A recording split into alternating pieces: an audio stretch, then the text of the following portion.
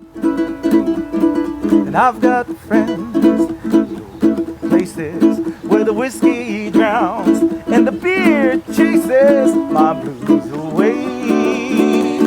I'll be okay. It's breakfast with Bob and Linsey's beer. Yeah, Pancho Man! This is Breakfast with Bob. My name is Bob Babbitt. We are brought to you by EAS Sports Nutrition, Hoka One One, Polar, Oscar Wellness, Velo Fix, Four Seasons, Hualalai, TriathlonWorld.com. With us, a woman who has her own beer, celebrating 10 years in Kona, Linsey Corbin. How you doing? Good. Thanks for having me. Always a pleasure to have you. So talk a little bit about your prep for this year. Are you feeling like you're in a good place? Yeah, I am. It's the year's gone by quick. I chose to race Ironman Cairns in June. Yes. And that was sort of my big qualifier race for, hoping to qualify there. Second? Yep, second. Had a few roadblocks there. I had a little bike crash in the middle of the race, so I was happy to get to the finish line. Wait, you crashed and you still finished? Yep, yeah. What'd you hurt? I just hurt my outfit. Just got some road rash, but it ended up working out all right. So just race cans and then just the lead up into this race, and You went to Worlds. I went to Worlds. I had a little bit of food poisoning at Worlds, so my God. I know, that didn't make for a very fun flight over. Nice. So, Worlds was a bit of a bummer, but, those races happen. You just got to move on. So when you look at this will be your 10th time racing here, what do you remember about your first time here? Oh, gosh. Yeah, my first time was in 2006, and I actually got hit by a car 6 weeks before the race. Yes. Yeah, and I broke my collarbone, and I thought, I'm only going to race Kona once. Like, this is it. This is my shot. So if I have to do the swim with one arm, I will. Yes. And I came, and I raced as a pro. I think I finished 20-something. With a broken... Yeah, but my first swim basically was in the ocean. Yeah, one arm. And actually, it was weird, too, because that was the year of the earthquake. Yes. And it was the first time I'd swam in the ocean. And I went out, and the water was pretty murky. And I couldn't see any fish, and I thought, everyone said there should be fish here and all this stuff. And then I turned around, and the tsunami sirens were going, and everyone was yelling to, get out of the water. But the earthquake happened while I was in the ocean. But I didn't know. It was weird. When you're in the ocean, you don't know that an earthquake happened. So that was kind of weird. So that was 2006. So I thought I'd only come and race once, and then next thing you know, they just started stacking up.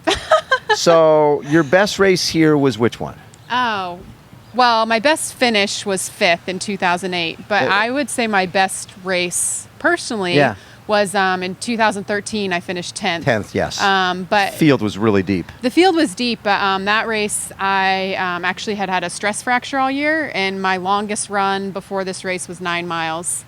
And I ended up running a personal best, I think like a 3:02 marathon, and sprinting my way. I had a sprint finish on Elite Drive for the final podium position. But of all my races here, that was one of the ones I was the most proud of, just because I had no business physically doing that, and I just defeated a lot of mental demons out there, and it kind of came together for me that this race is just as much mental as it is physical. So when you go off and you have a race like when you went 8:42 at Ironman Austria, what does that tell you about yourself? I mean, when you have a day that's just, and I'm assuming it was just one of those days, it felt perfect, right? It was fastest time at that point that any American had ever gone. Yep. What did you learn about yourself from that race? I mean, I didn't necessarily learn much about myself in that race in particular, but days like that, when they come, I don't take them for granted. And when you're feeling that good, you don't waste the opportunity. Right.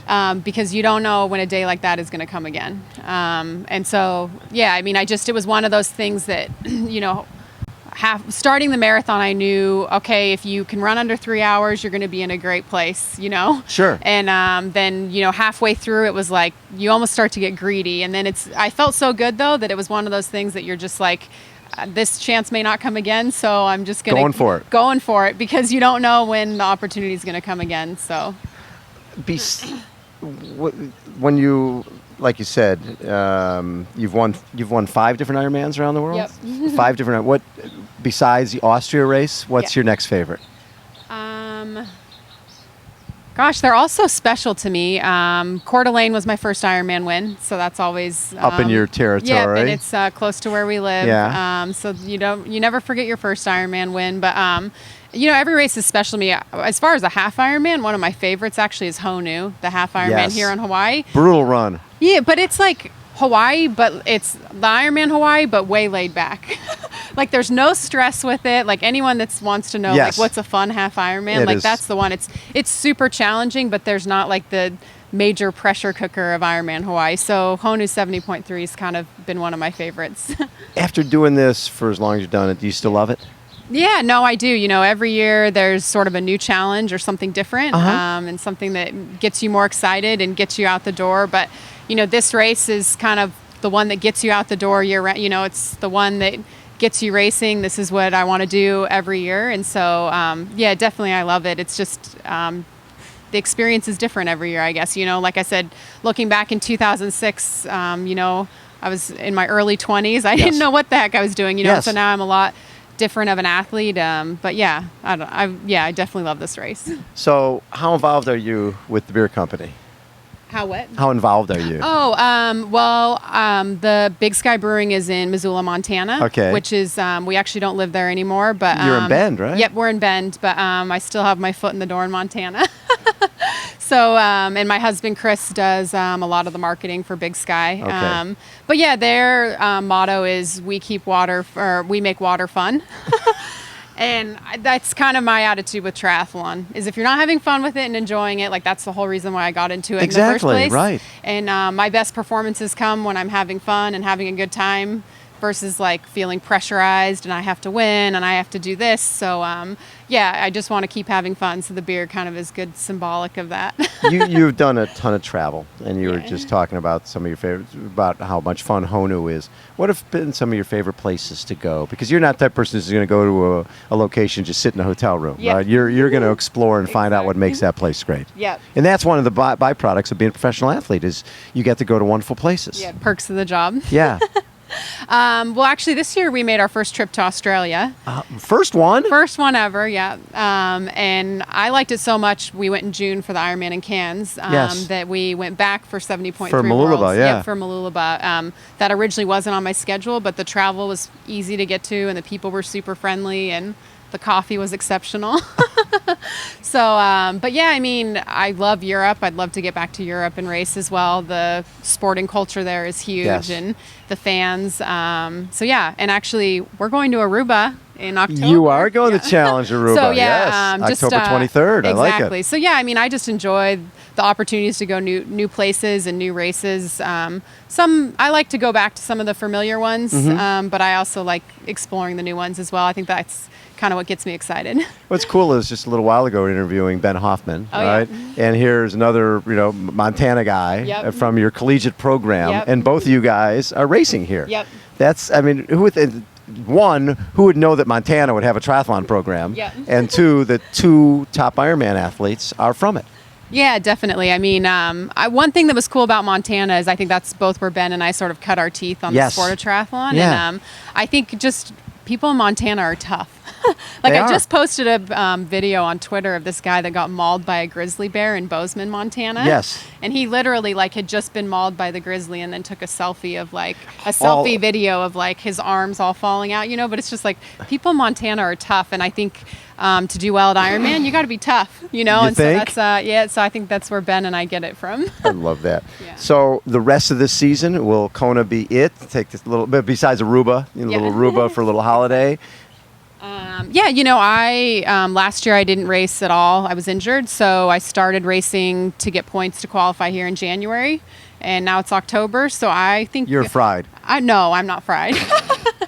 Took a big break in June, but I think I'd like to have an awesome race on Saturday Yes. and end my season here, with a little racecation in Aruba. But yeah, I'm going to drain the tank on Saturday with the intentions of being done, and leaving it all out there. How, in terms of Saturday, what are you thinking? Is it something that you'd be, top 10, top 5? What does your training tell you?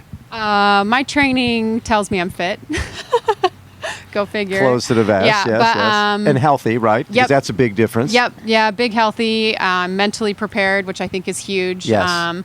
But yeah, I ultimately am out there to get the most out of myself, which sounds kind of not really like the answer you want to hear. No, but you know when But- when you're dealing with, when you're coming off a season where you've got injury, right? Yeah.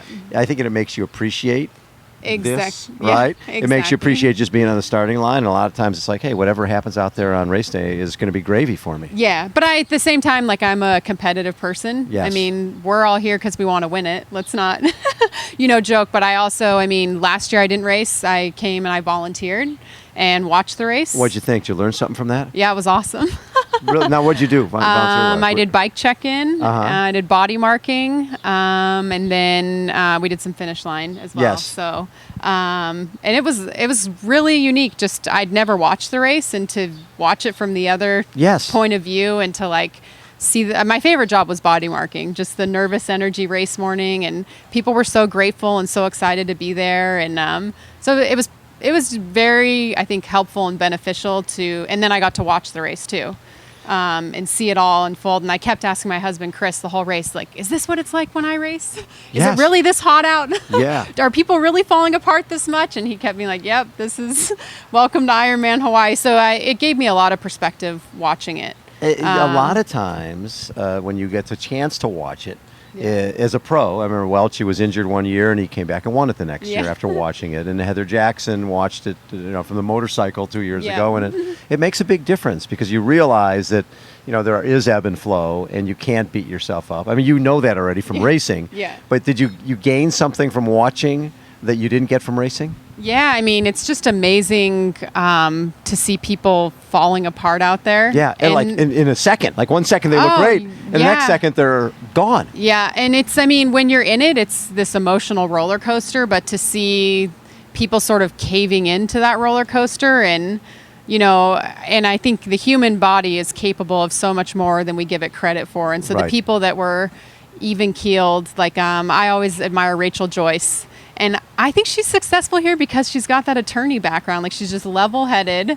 She doesn't, and so I just, the people that I think keep their head on their shoulders. Everyone's physically fit in the women's pro field. And so it's just the people I think that can keep it together and manage their nutrition and, mentally want it. Those are the ones that do well. And so, yeah. What I think is also interesting about this race is most of the races you do, there's 4 or 5 good pros at a race. Yeah. You come here, and there's nobody training through it. There's nobody, this early season. Everybody's here with their A game, and they're sharp. They're ready to go. Yeah. And the competition part of it is what I think separates this race from anything else. Yeah, definitely. A lot of the Ironmans I go to, I'm the favorite, and I'm first or second off the bike. And the last few years I've raced here, it's like, you're 17th off the bike. Right. You're 25 minutes behind Daniela or Chrissy. And that's humbling. That's mentally, and that's been kind of a problem I've had in the past, is just you hear those deficits and you think there's no way. Yeah. But there is a way, you see it year in, year out. And that's what I saw last year, Sarah P., Heather Jackson.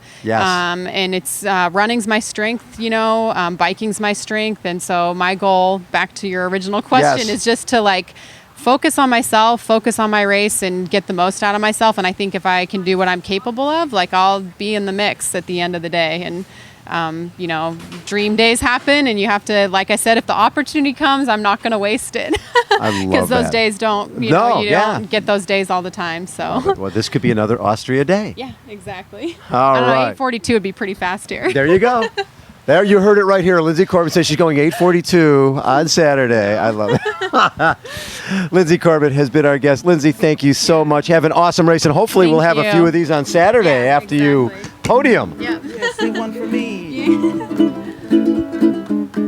And I've got friends, places where the whiskey drowns and the beer chases my blues away.